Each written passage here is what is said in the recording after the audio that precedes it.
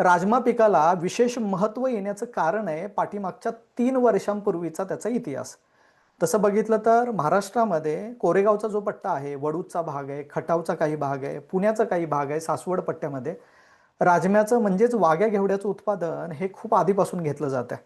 परंतु पाठीमागच्या 3 ते 4 वर्षांपासून राजम्यावरती विशेष लक्ष येण्याचं कारण एकच आहे, त्याचा वाढलेला दर.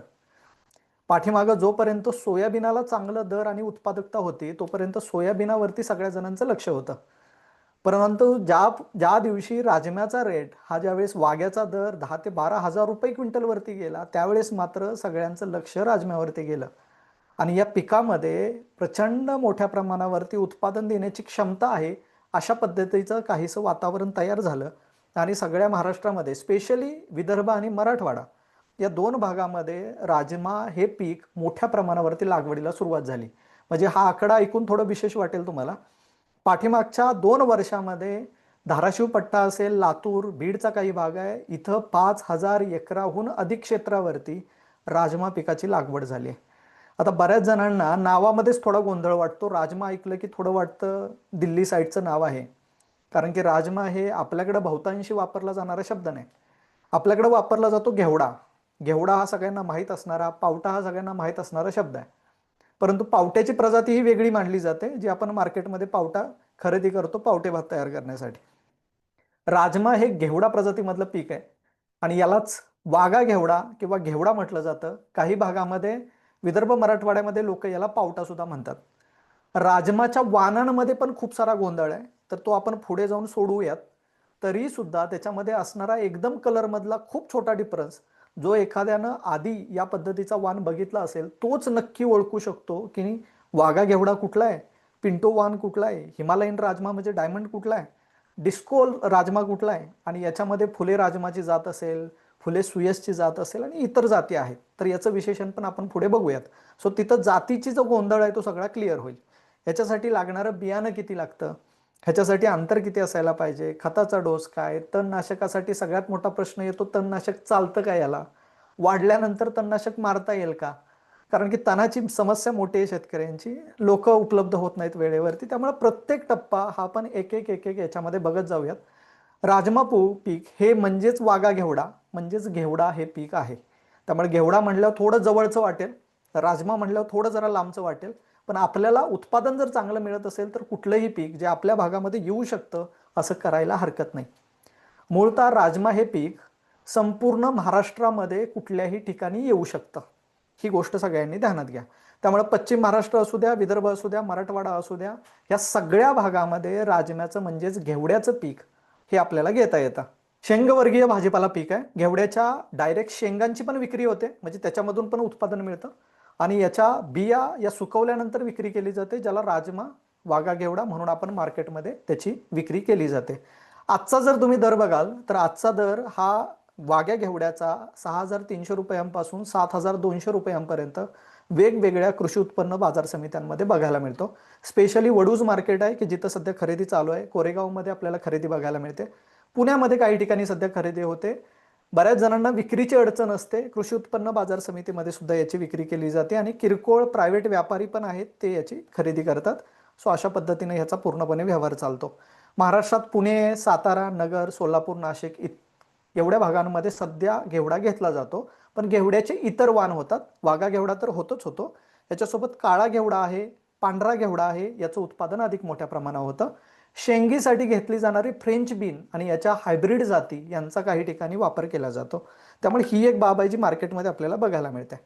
महाराष्ट्राचा सध्या जर विचार केला, अगदी 40,000 हेक्टरपेक्षा अधिक क्षेत्रावरती संपूर्ण महाराष्ट्रामध्ये मिळून आपल्याला लागवड याची बघायला मिळते. कवळ्या शेंगांची भाजी होते आणि मॅच्युअर झालेला दाणा हा विक्री केला जातो. आता राजमा चावल हे मूळतः नॉर्थ आणि उत्तरेकडचं खाद्य असल्या कारणानं तिकडचे व्यापारी मोठ्या प्रमाणावरती याच्यामध्ये मार्केटचा रेट असेल किंवा खरेदीवरती त्यांचं लक्ष अधिक असतं. त्यामुळे आपल्या भागात जेवढे काही व्यापारी आज आहेत, पुणे आणि कोरेगाव जो पट्टा आहे, तर हा मूळतः बालेकिल्ले मानले जातात. आणि याच्यानंतर मग सध्या मराठवाड्यामध्ये आणि विदर्भामध्ये काही ठिकाणी आपल्याला विक्रीची केंद्र बघायला मिळतात की जिथं आज राजमा खरेदी केला जातं.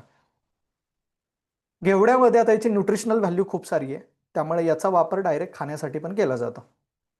राजमा या पिकाचं सगळ्यात महत्त्वाचं विशेष लक्ष घेण्याचं कारण पाठीमागच्या 5 वर्षामध्ये राजमा पिकासाठी वाढलेला जो त्याचा दर आहे, हे याचं सगळ्यात विशेष आणि महत्त्वाचं कारण आहे. आज आपल्याकडे रब्बीसाठी खूप जास्त पिकं समोर नाही आहेत. रब्बीची एव्हन पेरणी बऱ्याच जणांची झाली पण असेल. बऱ्याच जणांनी राजमा आता लावलेला पण असेल. काही जणांचा उगवून आला असेल आणि त्याला कटवम असेल किंवा मुळकूज असेल यासारख्या रोगांचा प्रादुर्भाव झाला असेल. याची उत्तरं पण आपण पुढे बघूयात. हरभऱ्याची लागण जवळपास सगळ्यांची झाली. जो काही बागायती हरभरा आहे, काबुली हरभरा, तो फक्त पाठीमागं असेल. आणि याच्यामध्ये एक राजमा पीक राहतं. सोयाबीन ऑलरेडी निघून गेलं. आता आपल्या समोर दिसणारी जेवढी काय पिकं आहेत, याच्यात तातडीनं पैसा मिळणार आणि कमी कालावधीमध्ये निघणारी पिकं, एकतर हरभरा समोर येतं, काबुली हरभरा येतो, राजम्याचं एक पीक आत्ता जे समोर येतंय, आणि सोयाबीन ही एक पिकं आहेत जे की 3-4 महिन्यामध्ये निघून जातात आणि पैसा निघतो. म्हणजे अख्खी दिवाळी ही सोयाबीनावरती, खरीपच्या पिकावर झाली. रबीचा कालावधी झाला की जो जत्रांचा सीझन चालू होईल डिसेंबर पासून, तर त्याच्यासाठी काही पैसा उभा राहिलेला आपल्याला शेतकरी वर्गामध्ये बघायला मिळतो. हरभऱ्याचा रेट आपल्याला 4,000हून 5,520 रुपयांपर्यंत पाठीमागचा दर, कालचा दर आपल्याला बघायला मिळतो. 4,320 ते 4,453 रुपयांपर्यंत सोयाबीनाचा दर आहे. सोयाबीनाचा दर 3-4 वर्षांपूर्वी 8,000 पर्यंत पोहोचलेला. त्यामुळे सोयाबीनावरती खूप जणांचा भरोसा आणि लक्ष होतं की यंदा तरी सोयाबीनाचा दर वाढेल, कारण तेलाचे दर आपल्याला वाढलेले बघायला मिळतात. पण तसं काहीसं घडताना दिसत नाही. आपल्याकडे दिला जाणारा जो MSP आहे, म्हणजे मिनिमम सपोर्ट प्राइस आहे, याची किंमत भलेही शासनाची 5,400 रुपये असली तरी सुद्धा शेतकऱ्यांच्या हातात येताना 4400 रुपयांपर्यंत, फार फार तर 4500 रुपयांपर्यंतचीच अमाऊंट किंवा रक्कम ही सध्या शेतकऱ्यांच्या हातामध्ये येते. राजम्याचा दर जर बघितला तर कंपॅरेटिव्हली, म्हणजेच तुलना जर केली या पिकांची,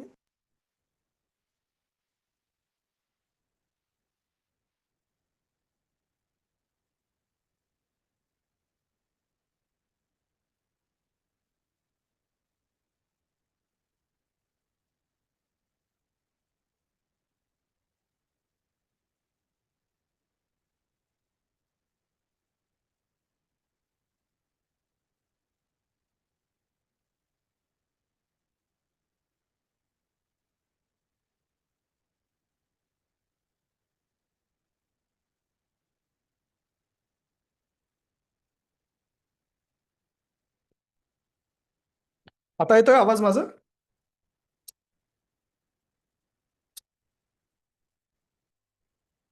ओके, ओके, ओके, धन्यवाद.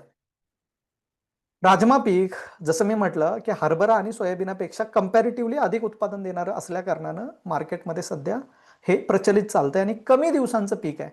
कमी दिवसांचं म्हणजे जवळपास 75 ते 80 दिवसांचं फक्त पीक आहे. म्हणजे 2.25 ते 2.5 महिन्यामध्ये आपल्याला हे पूर्णपणे पीक निघालेलं बघायला मिळतं. वरून तर 65 ते 70 दिवसांचाच आहे. यांच्यामध्ये उत्पादकता पण अधिक बघायला मिळते. आंतरपीक म्हणून याचा चांगला वापर होतो. आता बघा, शेतकऱ्यांमध्ये आपल्यापैकी जॉईन झालेले बरीपैकी लोक असतील की ज्यांचा, काही जणांचं बागायती क्षेत्र आहे आणि काही जणांचं कोरडवाहू क्षेत्र आहे. आता यंदा पाऊस मोठ्या प्रमाणावरती झाला. तसं बघितलं तर सप्टेंबर आणि ऑक्टोबर या दोन महिन्याच्या कालावधीमध्येच राजम्याची लागवड केली जाते. पण ऑक्टोबरचा पूर्णपणे महिना पावसामध्ये गेल्या कारणानं पाठीमागच्या कालच्या दिवसापासून थंडी पडायला लागले. आपल्या सगळ्यांना जाणवत असेल, कालपासून थंडी पडायला लागली आणि खरं तर हिवाळा हा आता या 2 दिवसापासून चालू झालाय असं म्हणायला हरकत नाही. त्यामुळे रब्बीच्या जेवढ्या काही लागवडी होत्या तर या थोड्या पुढे सरकल्या, कारण पाऊस मोठ्या प्रमाणावर होता, जमिनीला घाती नव्हत्या, पेरण्या झाल्या नाहीत. त्यामुळे नोव्हेंबर 15 पर्यंत कदाचित पेरण्या सगळ्या लोकांच्या चालतील. इथून पुढं कदाचित 20 तारीख पण उजडेल.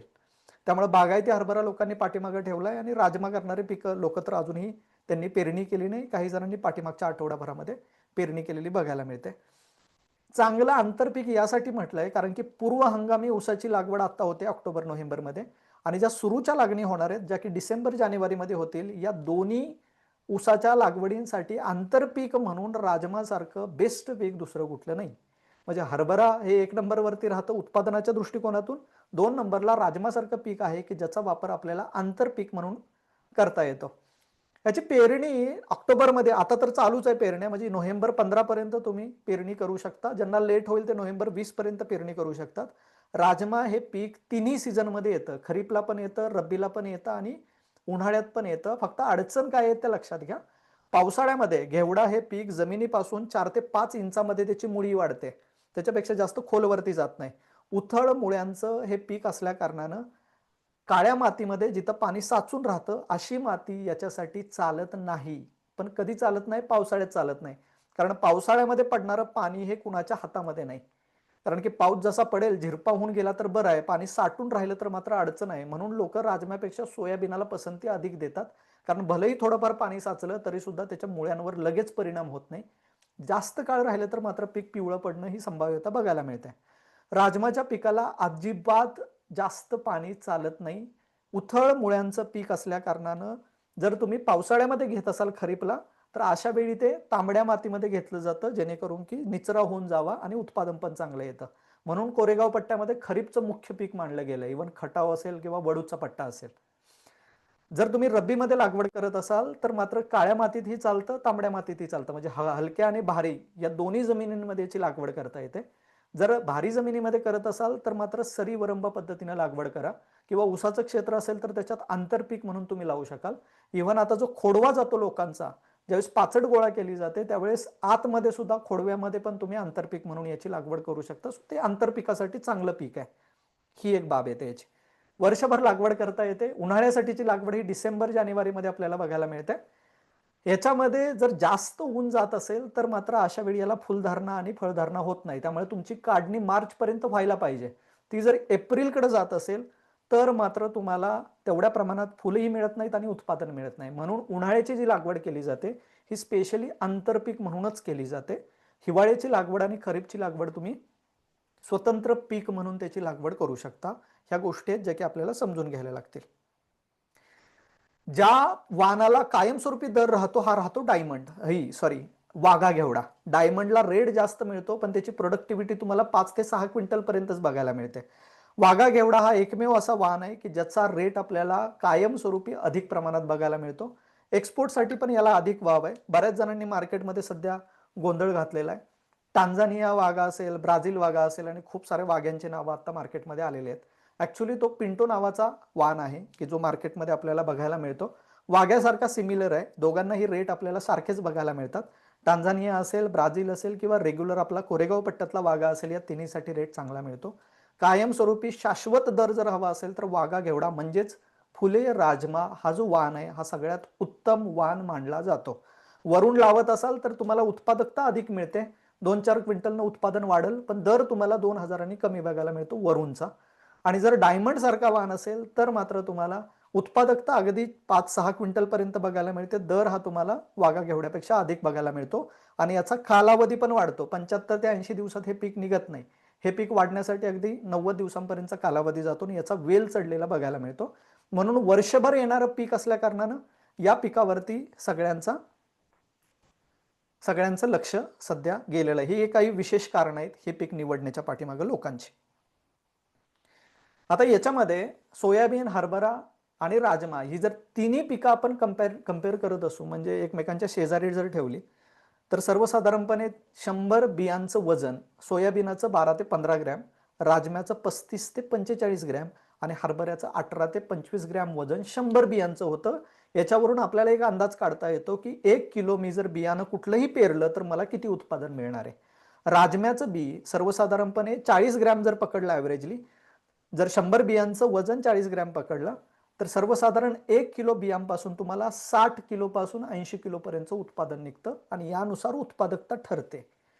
म्हणून याचं पोटेन्शियल मानलं जातं की राजमा पिकामध्ये 15 ते 16 क्विंटल पर्यंत उत्पादन घेणं शक्य आहे. जसं आपल्याकडे ऊसाचं उत्पादन रेग्युलरली 40 ते 50 टनापर्यंत लोक काढतच आहेत. काही लोक आहेत जे 80 टन काढतायत आणि काही लोक 100 टनापर्यंत पण गेलेली आहेत. त्यामुळे नियोजन व्यवस्थित असेल, खताचं नियोजन व्यवस्थित असेल, पाण्याचं नियोजन असेल, मातीचा प्रकार योग्य निवडलेला असेल आणि वाण जर योग्य असेल तर मात्र तुम्हाला हे उत्पादन खूप चांगल्या पद्धतीचं मिळू शकतं. अधिक उत्पादन राजमामध्ये निघतं. अधिक म्हणजे किती निघतं? आता याच्यात पण पद्धत आहे. तुम्ही पद्धत कुठली निवडताय आणि वाण कुठला निवडताय. राजमा पिकाचं सर्वसाधारण ॲव्हरेज उत्पादन 8 ते 12 क्विंटल पर्यंत निघतं. त्यामुळे सगळ्यांनी डोक्यात एकच विषय ठेवा, राजम्याचं उत्पादन हे 8 ते 12 क्विंटल पर्यंत निघणार आहे. काही लोक 14-15 क्विंटल पण काढतात आणि काही लोकांना 6 क्विंटल पण निघतं. याचा दोन्ही जर टोकं आपण सोडली तर ॲव्हरेज उत्पादन राजम्याचं 8 ते 12 क्विंटल पर्यंत निघतं. लगेच हिशोब करायला लोक बसतील. 6,000 रुपये जर दर मिळत असेल क्विंटलला तर 8 क्विंटलचं किती होतील? आता हा नंतरचा भाग राहील. सोयाबीनापेक्षा तरी परवडणारं पीक म्हणून ह्याच्याकडे बघायला हरकत नाही आणि कमी कालावधीमध्ये निघणार आहे. बाकी ह्याची रेग्युलर प्रोसेस, पेरणी हे सगळं सोयाबीनासारखंच आणि मळणी पण त्याच पद्धतीने केली जाते. 8 ते 10 क्विंटल पर्यंत निघतं. जर टोकन पद्धतीनं तुम्ही लागण करत असाल तर मात्र 12 ते 14 क्विंटल पर्यंतचं उत्पादन हे तुम्हाला मिळू शकतं. टोकन पद्धत असेल किंवा पेरणी असेल, ह्या दोन्ही पद्धतीनं सध्या लागणी केल्या जात आहेत. भारी जमीन असेल तर टोकन करा सरी वरंब्या पद्धतीवरती, आणि जर तुमची जमीन रेग्युलरची असेल, हलकी जमीन, तर अशा वेळी तुम्ही रेग्युलर पेरणी करू शकता किंवा टोकन पद्धत केली तरी सुद्धा चालू शकते. ठिबक वरती सुद्धा याची लागण केली जाते. स्पेशली जे पूर्व हंगामी ऊसाची लागण करणारी लोक आहेत, सुरुवातीला ऊसाला पाणी हे पाटानं दिलं जातं, ठिबक जोडत नाहीत पहिले 1-2 महिने तरी. त्यावेळी तुम्ही वरच्या बोधावरती ठिबकची पाईप टाकून त्याच्या दोन्ही बाजूला 18 इंचावरती लागण करू शकता. रोपामधलं अंतर 10 इंच ठेवलं जातं, सरीतलं अंतर 18 इंच ठेवलं जातं, आणि टोकन पद्धतीने एका ठिकाणी 2 बिया या पद्धतीने लागण केली जाते. सो अधिक उत्पादन म्हणजे एवढं उत्पादन निघतं. 8 ते 12 क्विंटल ॲव्हरेज उत्पादन आहे. टोकन करत असाल तर मात्र 12 ते 14 क्विंटल पर्यंत उत्पादन आपल्याला बघायला मिळतं.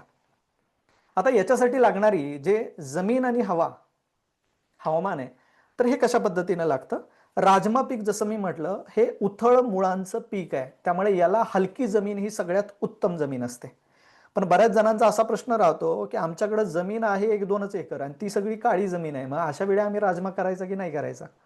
तर अशा वेळी जर तुमचं पीक रब्बीमध्ये असेल आणि दुसरं कुठल्या पिकाचं नियोजन नसेल, तर अशा वेळी तुम्ही डायरेक्टली राजमाची लागवड करू शकता, किंवा भारी जमीन असेल, पाण्याची व्यवस्था असेल, तर याचा आंतरपीक म्हणून सुद्धा तुम्ही लागवड करू शकता. सो थोडक्यात हलकी जमीन म्हणजेच मुरमाड जमीन असेल, तुमची रेताड जमीन असेल, तर याच्यामध्ये चांगल्या पद्धतीनं राजम्याचं उत्पादन आपल्याला घेता येतं. पाण्याचा निचरा होऊन गेला पाहिजे, फक्त तिथं पाणी साचून राहता कामा नये. जर पाणी साचून राहिलं तर पाण्यामधला ऑक्सिजन कमी होतो, मुळांना ऑक्सिजन मिळत नाही. ऑक्सिजन न मिळाल्यामुळं जीवाणूंची, बॅक्टेरियांची वाढ होते, झाडाची मुळं कुजायला लागतात, झाडाचा श्वास बंद झाल्या कारणानं झाडं पिवळी पडून मरून जातात. खूप सरळ गणित आहे. त्यामुळं शेतामध्ये कुठल्याही प्रकारचं पाणी साचता कामा नये, पाण्याचा निचरा होऊन जाणं गरजेचं आहे. अशी जमीन तुम्ही निवडा. निचरा होणाऱ्या जमिनीचा जो सामू असतो हा तुम्हाला 5.5 ते 6.5च्या दरम्यानच बघायला मिळतो. इव्हन तांबडी माती असेल, लाल माती असेल, याचा सुद्धा सामू तसाच बघायला मिळतो, कारण या मातीत पाणी धरून राहत नाही, सगळं निचरून निसटून जातं. अशी माती ऍसिडिक असते आणि उत्पादनासाठी सगळ्यात उत्तम मानली जाते. अति भारी जमिनीत जर तुम्ही लावलात तर झाड तुम्हाला मोठं झालेलं बघायला मिळेल. आपल्याकडे त्याला बोकडणे प्रकार म्हटला जातो. सोयाबीनात पण बऱ्याच वेळा असं होतं, अगदी गुडघ्याच्या वरती कमरेपर्यंत सोयाबीन वाढलंय, पण आतमध्ये जर तुम्ही बघितलं तर शेंगांची संख्या तेवढी नाही, शेंगा कमी लागतात. हीच गोष्ट सेम आपल्याला राजम्याच्या बाबतीत पण बघायला मिळते. अति भारी जमिनीमध्ये दिसायला पीक खूप मोठं दिसतं, भारी एकदम भरलेलं दिसतं, पण उत्पादन ज्यावेळेस काढता त्यावेळेस तुम्हाला 6 क्विंटल 8 क्विंटल पर्यंतच उत्पादन बघायला मिळतं. त्या जमिनीमध्ये 10, 12, 14 क्विंटल पर्यंत उत्पादन देण्याची क्षमता असली तरी सुद्धा. त्यामुळे भारी जमीन शक्यतो टाळायचे, आणि भारी जमीन जर लागवड करत असाल तर मात्र नायट्रोजनची मात्रा आणि पाण्याची मात्रा या दोन गोष्टी आपल्याला सांभाळाव्या लागतात, जेणेकरून की झाडाची वाढ पण चांगली होईल आणि त्याला उत्पादकता पण लागेल, किंवा फुलांची आणि शेंगांची संख्या मोठ्या प्रमाणावरती लागेल. एवढ्या गोष्टी आपल्याला पाळायला लागतात. राजम्यासाठी आपल्याला, हो, मी त्याचं प्रमाण आणि या सगळ्या गोष्टी कव्हर करतो तुम्हाला. राजम्याच्या पिकासाठी थंड वातावरण लागतं, पण तापमान 15 डिग्री सेल्सिअसच्या खाली जाता कामा नये. आता महाराष्ट्राची परिस्थिती जर बघितली तर पाचगणी आणि महाबळेश्वरचा पट्टा जर सोडलास, कुठल्याही भागामध्ये तापमान आपल्याला 15 डिग्री सेल्सिअसच्या खाली आलेलं बघायला मिळत नाही.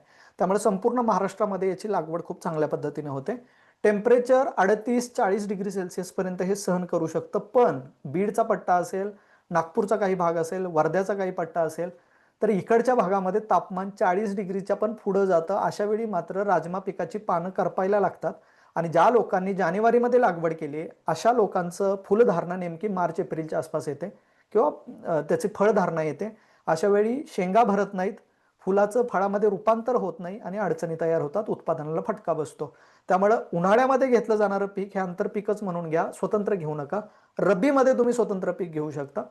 जमीन याच्यासाठी आपल्याला हलक्या प्रतीची हवी, आणि हवामान हे थंड, म्हणजेच आताचं रब्बीचं उत्पादन सगळ्यात बेस्ट. रब्बीमध्ये याला आपल्याला विक्रमी उत्पादन मिळालेलं बघायला मिळतं. आतापर्यंत वरुण असेल किंवा रेग्युलर राजमा असेल, वाघा घेवडा, याच्यामध्ये 14 ते 15 क्विंटल पर्यंत उत्पादन शेतकऱ्यांनी घेतलेलं आहे. वरुणमध्ये 16 क्विंटल पर्यंत उत्पादन लोकांनी घेतलेलं आहे. आणि इव्हन तुम्ही ज्या भागामध्ये आता बरेच जण जॉईन झाले आहेत, बीडचा पट्टा असेल किंवा आपल्या लातूरचा भाग असेल, याच भागामध्ये लोकांनी घेतलाय. ढोकी आणि कळंब पट्ट्यामध्ये आता लागवडी मोठ्या प्रमाणावरती होत आहेत.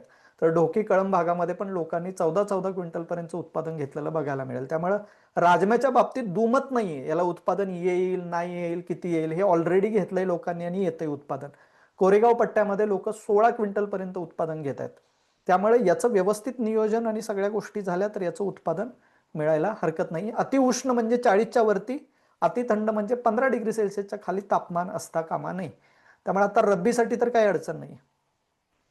जसे आपण रेग्युलर पिकांना पूर्व मशागत करतो त्याच पद्धतीनं पूर्व मशागत याला, आता सोयाबीनाचं ज्यांचं क्षेत्र असेल तर यांना नत्राची मात्रा कमी लागेल, कारण ऑलरेडी सोयाबीनानं फिक्स केलेलं मातीमधलं जे नायट्रोजन आहे, हा नायट्रोजन पुढच्या पिकाला उपयोगाला येईल. त्यामुळे आता जर राजमा अशा क्षेत्रामध्ये लावत असाल तर मात्र तुम्हाला चांगल्या पद्धतीचं उत्पादन बघायला मिळेल. पण जर तुमच्या आधीच्या सोयाबीनाच्या पिकाला मुळकूज सारखा रोग जर असेल तर मात्र आता लावलेल्या राजमा पिकावरती सुद्धा मुळकूज रोगाचा प्रादुर्भाव होणार. त्यामुळे बीज प्रक्रिया ही खूप महत्वाची भाग राहणार आहे. क्षेत्रासाठी आपल्याला 3 ते 4 ट्रॉली शेणखत याच्यासाठी वापरणं गरजेचं आहे. आता शेणखत जे आहे तर हे आपल्याला ऑर्गॅनिक कार्बनची मात्रा मातीमधली वाढवण्यासाठी आणि जीवाणूंची संख्या वाढवण्यासाठी उपयोगाला येतं. म्हणजे थोडक्यात तुम्ही जी काही वर खतं घालणार आहात, DAP असेल, 10-26-26 असेल, 12-32-16 असेल आणि इतर खतं असतील, तर या खतांना पिकांना उपलब्ध करून देण्यासाठी जीवाणूंची गरज लागते आणि ही शेणखतामधून, गांडूळ खतामधून उपलब्ध होतात. गांडूळ खत घरचं उपलब्ध असेल तर तुम्ही 2 टन प्रति एकर याप्रमाणे याचा वापर करू शकता. शेणखत हे तुम्हाला 3 ते 4 ट्रॉली प्रति एकर या पद्धतीनं वापरायचं आहे. नसेल, कारखान्याची मळी उपलब्ध असेल, मळीचा वापर करू शकता. खरीपचा सीझन लावायच्या आधी जर तुम्ही जे काही ग्रीन मॅन्युरिंग केलं असेल त्यांच्या किंवा ताग हा जर गाडला असेल तर मात्र तुम्हाला आता रब्बीसाठी शेणखत टाकण्याची गरज पडणार नाही, कारण त्याचा मात्रा किंवा त्याचा ऑर्गॅनिक कार्बन हा पुढच्या पिकापर्यंत आपल्याला एक्सटेंड झालेला बघायला मिळतो. त्यामुळे ती गोष्ट लक्षात घ्यायची. ज्यावेळेस तुम्ही शेणखत टाकाल त्यावेळेस त्याच्यासोबत मेटारायझिम नावाचं जैविक कीटकनाशक खतामध्ये मिसळून घालायचं आहे, कारण मातीमधून होणारा किड्यांचा प्रादुर्भाव एकतर हुमणी आणि कटवम ह्या 2 किडी, म्हणजे आपल्यापैकी बऱ्याच जणांनी आज राजमा लावला असेल आणि उगवला असेल तर बुंद्यापाशी जो कुरतडून टाकला जातो आणि रोप खाली पडतं, तर हा जो कटवम किडा आहे तो आणि हुमणी जी मातीमधून प्रादुर्भाव करते, तर या दोन्ही किडींचा नायनाट आपल्याला मेटारायझिमच्या वापरामधून बघायला मिळतो. हे शेणखतामध्ये मिक्स करून आपल्याला टाकायचंय. जमिनीची उभी आडवी नांगरट झाली की शेणखत टाकायचं, रोटर मारायचा, शेत तयार झालं की मग त्यानंतर बेसल डोस टाकून आयदर सरी टाका तुम्ही किंवा मग पेरणी करणार असाल तर पेरणी सोबत तुम्ही खत हे पेरू शकता. दोन्ही पद्धतीचा माध्यमातून आपल्याला पूर्व मशागत करता येते. लागवडीचा हंगाम जसं मी सांगितलं तिन्ही सीझनमध्ये लागवडी होतात. महाराष्ट्रामध्ये खरीपमध्ये, रब्बीत आणि उन्हाळ्यामध्ये पण लागवड होते, पण उन्हाळ्याची लागवड ही तुमची डिसेंबर एंड किंवा जानेवारीच्या पहिल्या आठवड्यातली असावी. त्यापेक्षा पुढे जाता कामा नये, अन्यथा उत्पादन तुम्हाला कमी आलेलं बघायला मिळेल. सो जानेवारीत घेऊ शकता. घेवड्यासाठी जेवढे काही वाण आहेत, स्पेशली घेवडा या प्रजातीसाठी, तर पुसा पार्वती, अर्का कोमल, व्हीएल आहे, पंत अनुपमा आहे, फुले सुयश, ही खूप साऱ्या जाती आहेत. पण महाराष्ट्रासाठी चांगल्या असणाऱ्या जाती कुठल्या, तर सगळ्यांचं लक्ष असणाऱ्या 3 जाती तुम्हाला मार्केटमध्ये बघायला मिळतील आणि याचीच वेगवेगळी नावं लोकांनी आता मार्केटमध्ये काढलेली आहेत.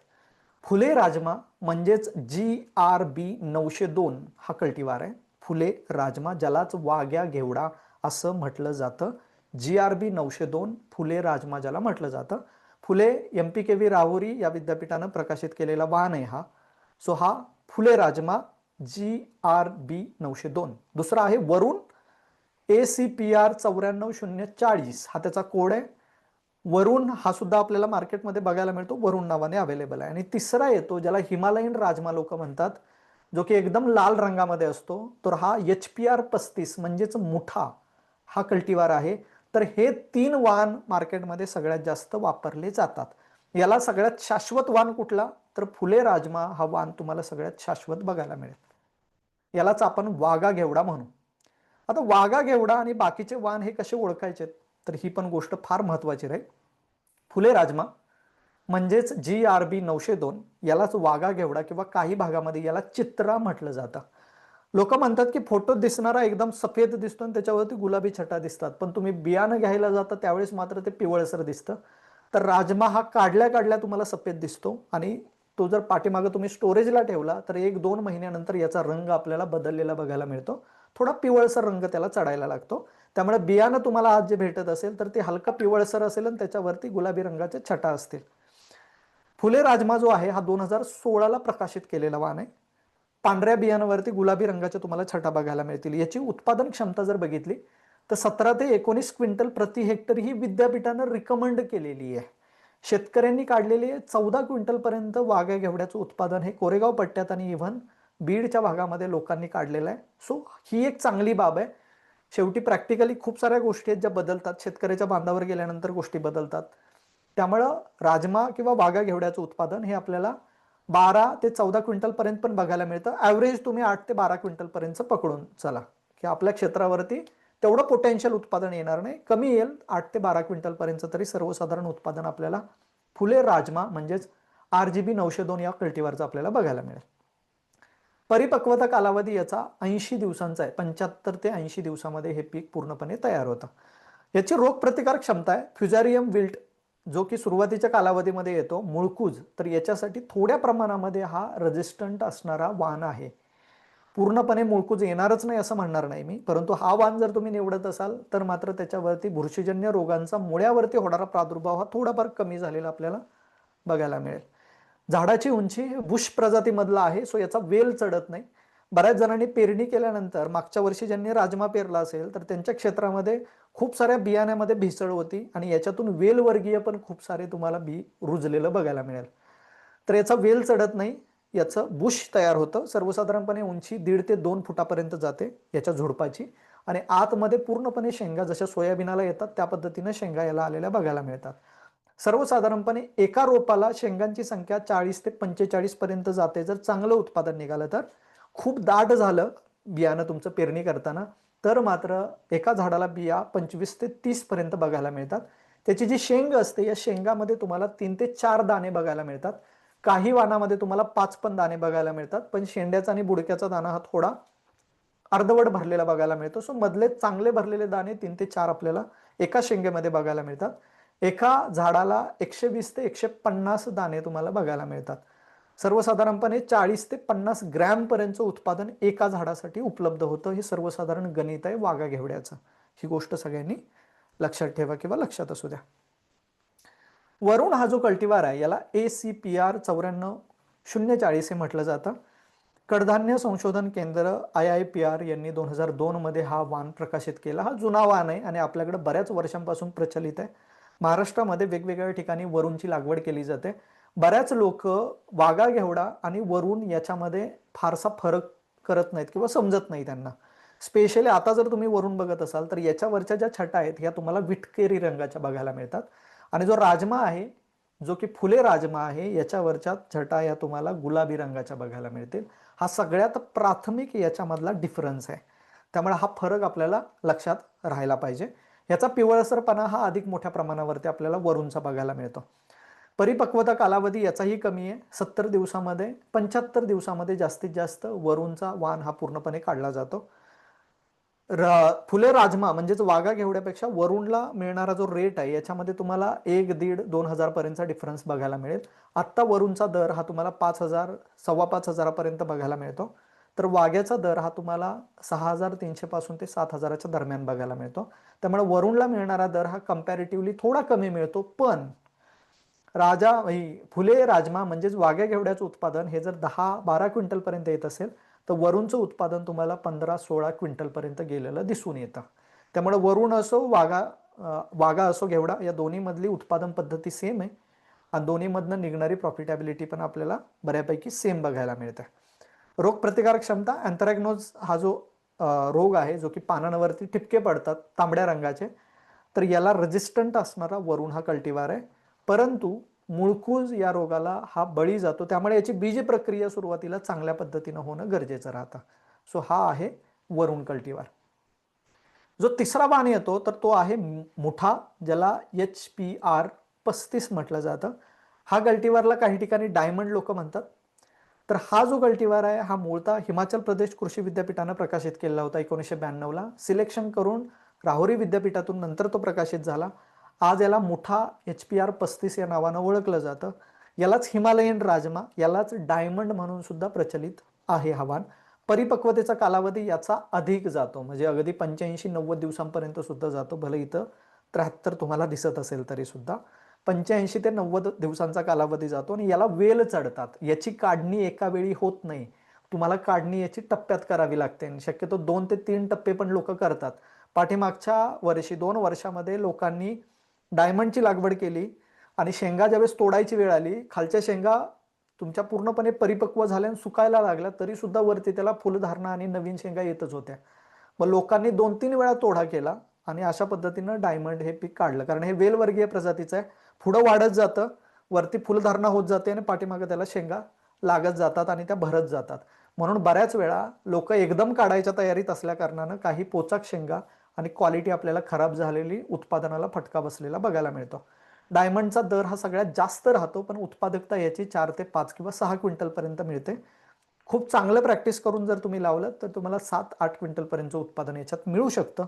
पण ॲव्हरेज प्रोडक्टिव्हिटी 4 ते 6 क्विंटल पर्यंतची याची आपल्याला दिसून येते. सातारा, सांगली, पुणे, कोल्हापूर भागासाठी उत्तम वाण आहे, पण फार कमी लोक आहेत जी सध्या डायमंड किंवा HPR 35 या वाणाकडे वळालेत. वाघ्याचा दर चांगला असल्या कारणानं लोक वाघा घेवडा म्हणजेच फुले राजमा या वाणाकडं अधिक मोठ्या प्रमाणावरती लागवडीसाठी बघतायत. याच्यानंतर टांझानिया आणि ब्राझील वाघा हे 2 कल्टिवार सध्या मार्केटमध्ये आहेत. हे सुद्धा वाघ्या घेवड्याच्याच प्रजाती आहेत. मूळतः हा पिंटो बीन्स नावाचा कल्टिवार आहे, जो आपल्याकडे इम्पोर्ट केलं गेलं बियाणं एक्सपोर्टसाठी सगळ्यात उत्तम मानला जाणारा वाण आहे. हा टांझानिया भागातून आणि ब्राझीलमधून एक्सपोर्ट करण्यासाठी मोठ्या प्रमाणावरती यूज केला जातो. भारतामध्ये पण तो इम्पोर्ट केला जातो. डोमेस्टिक खाण्यासाठी पण यूज केला जातो. न्यूट्रिशनल व्हॅल्यू त्याची चांगली असल्या कारणानं आणि दुसरा लागवडीसाठी पण काही ठिकाणी हे बियाणं सध्या वापरलं जातंय. बियाणं घेताना पाठीमागच्या सीझन मधलं घेतलं तर उत्तम, लागवडीसाठी सगळ्यात चांगलं बियाणं म्हणून. ते जर 1-2 वर्षापूर्वीचं असेल तर मात्र उगवणीला फटका बसतो. सर्वसाधारणपणे चांगलं उत्पादन येण्यासाठी 75% जर्मिनेशन कुठल्याही बियांचं असणं गरजेचं आहे. अपेक्षित आहे 90% असावं, पण जर नाही मिळालं तर कमीत कमी 75, 100 बिया लावल्या तर 75 बिया तर त्यातल्या उगवायला पाहिजेत, तर तुम्हाला उत्पादन चांगलं मिळेल. आणि आतमध्ये जी रोपांची संख्या आहे प्रति एकरामधली ही मेंटेन राहण्यासाठी मदत आपल्याला बघायला मिळेल. सो हा एक बाब आहे. नंतर वाण येतो शर्मिली, काश्मीरी बीन्स ज्याला म्हटलं जातं. हा प्युअर काश्मीरी वाण आहे की ह्याचा जो कलर आहे हा एकदम डार्क रेड कलरमध्ये तुम्हाला बघायला मिळतो, ब्लॅकिश रेड कलरमध्ये. याला शर्मिली कल्टिवार म्हटलं जातं, यालाच काश्मीरी बीन म्हटलं जातं. आपल्याकडे येणारा डायमंड जो आहे याच्यामध्ये काश्मीरी बीन्स हे एकत्रितपणे मिसळलेले दिसून येतात. त्यामुळे ज्यावेळी तुम्ही बियाणं बघाल त्यावेळेस त्याच्यात हे बियाणं पण तुम्हाला दिसून येईल. याला डिस्को राजमा म्हटलं जातं. हा स्वतंत्र कल्टिवार आहे. ज्यावेळेस तुम्ही बियाणं हातात घेऊन बघाल त्यावेळेस याच्या तुम्हाला 1-2 बिया दिसतील, 1-2 दुसऱ्या कलरच्या बिया दिसतील, 1-2 सफेद आणि काळ्याच्या बिया बघायला मिळतील. हे सगळं मिश्रित झालेलं बियाणं आहे. त्यामुळे बियाणं निवडताना त्या कल्टिवारचं असावं आणि एकसारखं बियाणं असावं याची काळजी घ्या. त्याच्यात जर भेसळ असेल तर मात्र ज्यावेळी तुम्ही लागवड कराल आणि नवीन पीक उगवून येईल त्यावेळी त्याच्यामध्ये सुद्धा तुम्हाला भेसळ बघायला मिळेल. आणि असं ज्यावेळेस तुम्ही सगळं घेऊन राजमा विक्रीसाठी जाल त्यावेळेस तेच व्यापारी परत म्हणणार आहेत तुम्हाला याच्यामध्ये भेसळ आहे, याला तुम्हाला तेवढा दर देता येणार नाही. त्यामुळे ही अडचण सुरुवातीलाच लक्षात घ्या. आणि हे झालेलं आहे. इव्हन बीडच्या पट्ट्यामध्ये, लातूरच्या भागामध्ये ही गोष्ट बघायला मिळते. जर भेसळ असेल त्याच्यामध्ये, म्हणजेच 2-3 वाण जर एकत्रितपणे आलेले असतील तर मात्र याचा दर शेतकऱ्याला तेवढा दिला जात नाही आणि त्यामुळे अडचणी तयार होतात. म्हणून सुरुवातीला लागवड करतानाच शुद्ध बीज असावं तरच तुम्हाला फळं ही चांगली मिळणार आहेत, अन्यथा अडचण आपल्याला बघायला मिळेल. सो राजमा डिस्को किंवा डिस्को राजमा जो आहे हा कल्टिवार अशा पद्धतीनं बघायला मिळतो आणि हा दिसतो असा. याचं फारसं आपल्याकडे उत्पादन तेवढं घेतलं जात नाही, पण हा मिश्रित होऊन आपल्याकडे आलेला दिसतो. पांढरा घेवड्याचं उत्पादन सध्या सातारा भागामध्ये अधिक घेतलं जात आहे. पांढरा घेवडा आहे आणि काळा घेवडा ही दोन्ही कल्टिवार मोठ्या प्रमाणावरती लागवडीसाठी वापरले जातात. घाना हा सुद्धा आपल्याला राजम्याची एक कॅटेगरी बघायला मिळते. सेम आपल्या रेग्युलर राजम्याचाच भाग आहे. कमर्शियली तेवढ्या मोठ्या प्रमाणावरती लागवडीसाठी वापरात येत नाही, परंतु इम्पोर्ट केल्या जाणाऱ्या वाणापैकी घाना राजमा हा एक आपल्याला कल्टिवार बघायला मिळतो. आता या सगळ्या बियांचं अवेबिलिटी, बऱ्याच जणांचा प्रश्न हाच राहील नेक्स्ट की बिया वाण तर ठीक आहे पण हा वाण मिळणार आहे कुठं. तर खूप साऱ्या प्रायव्हेट कंपन्या आहेत ज्या सध्या याचं उत्पादन घेत आहेत आणि काही शेतकरी पण आहेत ज्यांच्याकडे पाठीमागच्या वर्षी लागवड केलेलं बियाणं उपलब्ध आहे. तर ते बियाणं पण अवेलेबल आहे. लोकली तुम्हाला कळंबपट्टा असेल, ढोकीचा भाग असेल, इव्हन धाराशिवचा भाग आहे, लातूरचा काही पट्टा आहे की जिथं तुम्हाला सध्या बियाणं उपलब्ध आहे. पुण्यात बियाणं उपलब्ध आहे. सातारा भागामधल्या कोरागाव, खटाव आणि वडूज भागामध्ये सध्या बियाणं उपलब्ध आहे. त्यामुळे आपल्या एरियामध्ये ज्या ठिकाणी बियाणं खाजगी कंपन्यांचंही आहे, अजिंक्य सीड्स आहे, अशोका सीड्स आहेत, अंकुर सीड आहे, प्राजक्ता सीड आहे, अशा वेगवेगळ्या कंपन्यांची प्रायव्हेटमध्ये पण वाघा घेवडा म्हणजेच फुले राजमा या बियाण्याची उपलब्धता आहे. तुमच्या लोकल भागामधल्या कृषी सेवा केंद्रांमध्ये तालुका किंवा जिल्हा पातळीवरती तुम्हाला याची उपलब्धता बघायला मिळेल. काही कॉन्टॅक्ट्स पण मी शेअर करून देतो ग्रुपवरती, सो तिथेही तुम्हाला बियांची उपलब्धता होऊ शकेल.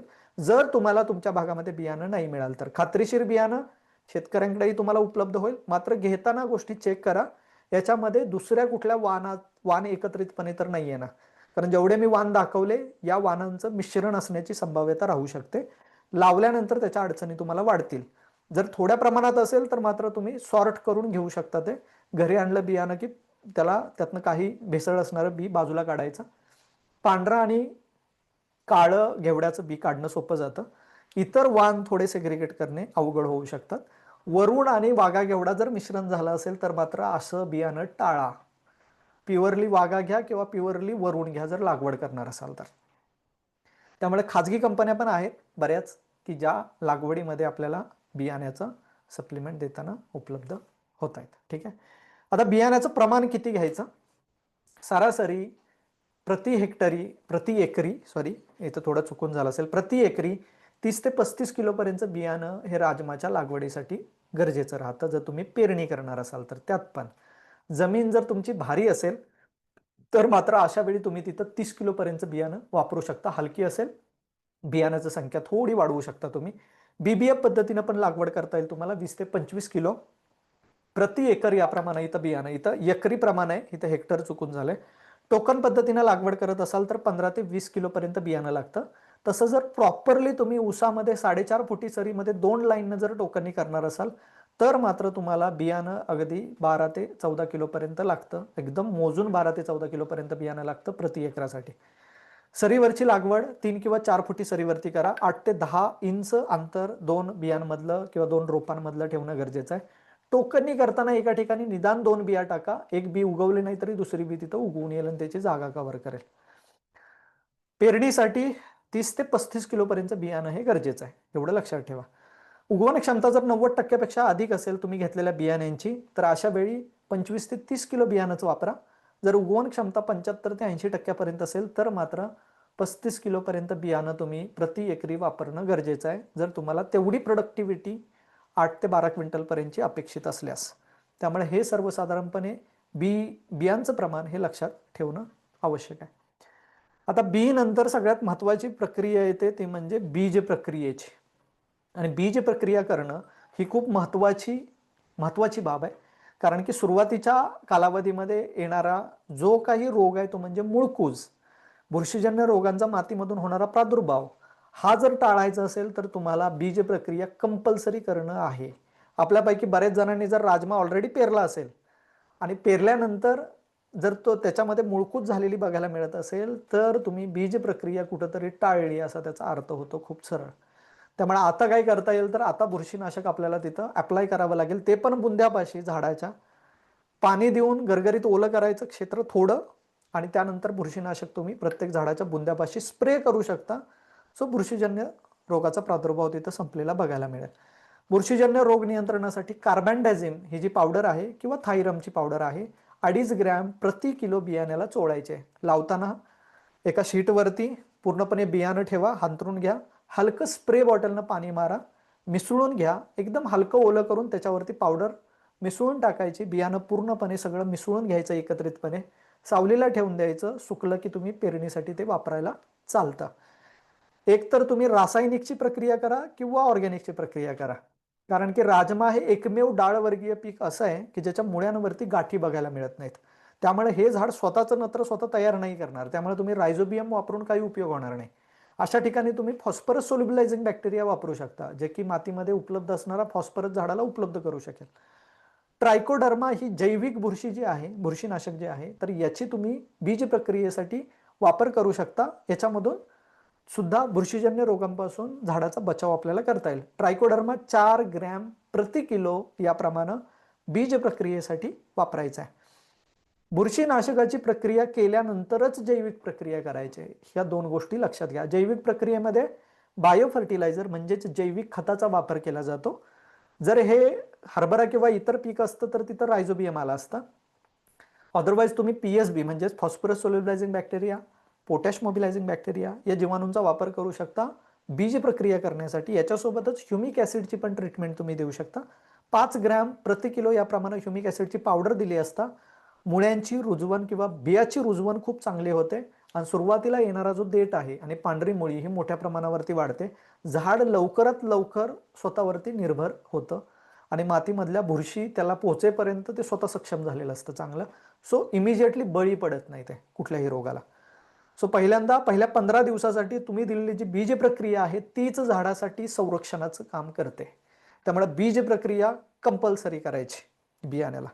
प्रथम बुरशीनाशकाची प्रक्रिया करा आणि नंतर जैविक प्रक्रिया तुम्ही त्याच्यावरती करू शकता. एवढी प्रक्रिया केल्यानंतर पुढचे 15 दिवस तरी झाडाला तुमच्या कुठलीही रोग किंवा बुरशी ही हात लावू शकत नाही. त्यामुळे 15 दिवसांसाठी प्रोटेक्शन हे झाडाला उगवणीपासून अगदी 2-4 पानापर्यंत येईपर्यंत संरक्षण हे बीज प्रक्रियेमधून झाडाचं उपलब्ध होतं. आता याच्यासाठी जमिनीची तयारी. राजमा पिकासाठी मी आधी सांगितलं जमीन ही निचऱ्याची असायला पाहिजे. सामू त्याचा 6 ते 7 पर्यंत असेल तर चालू शकतो.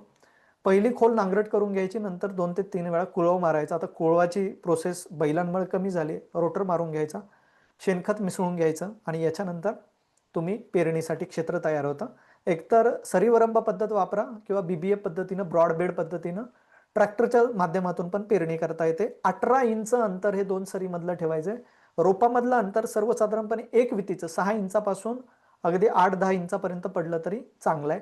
6 इंचानं थोडं जवळ होईल. 8 इंच ते 10 इंचापर्यंतचं अंतर हे व्यवस्थित अंतर आहे रोपांच्या वाढीसाठी, उत्कृष्ट अंतर म्हणून म्हणता येईल. आता याच्यासाठी बेसल डोस काय टाकायला हवा.